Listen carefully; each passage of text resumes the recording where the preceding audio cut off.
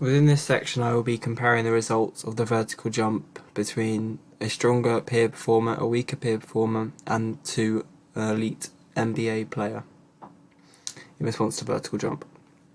When comparing the vertical jump scores of the two peer performers, stronger and weaker, it is clear to see a massive difference in their peak power, with the stronger performer exerting over double the amounts of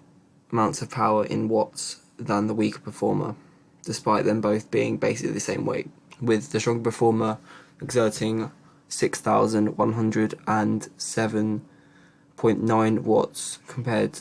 to the weaker performer who exerted 3,027.6 watts,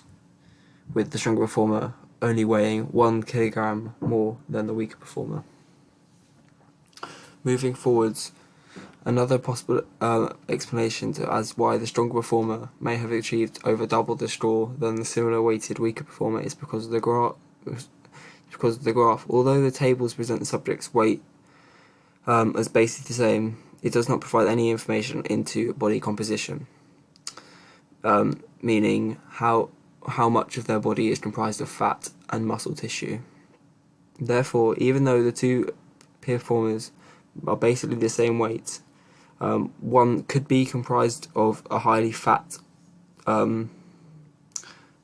based body composition with low muscle mass, and the other could be extremely fit with a high muscle mass. Therefore, meaning that even though the two performers may be the same weight, they may have polar opposite body compositions. It could therefore be suggested that the stronger performer would have a greater muscle mass with a lower fat deposits, which would enable them to create and exert surplus amounts of force to propel them higher in their vertical jump, which would explain why they would exert double the amount of peak power.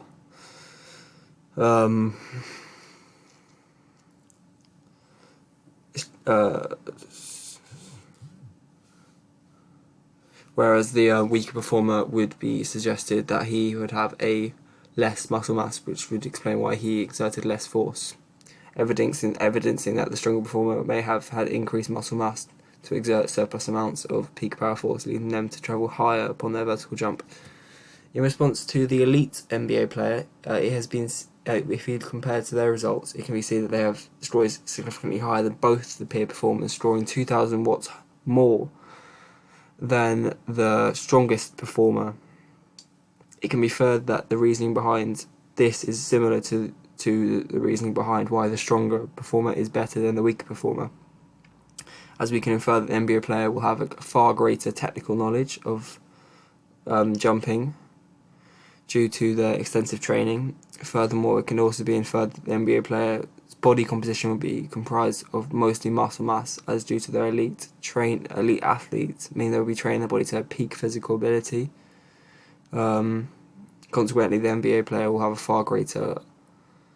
muscle mass and a lower fat deposits, enabling them to exert more power,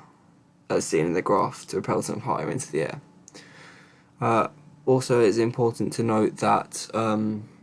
technique can also have a massive effect upon jumping, as the strongest performers and the NBA player will most likely have a better jumping technique, enabling themselves to jump higher with less force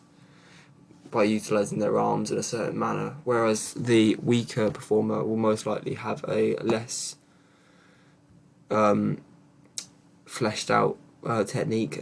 which will mean they will not have as well versed in using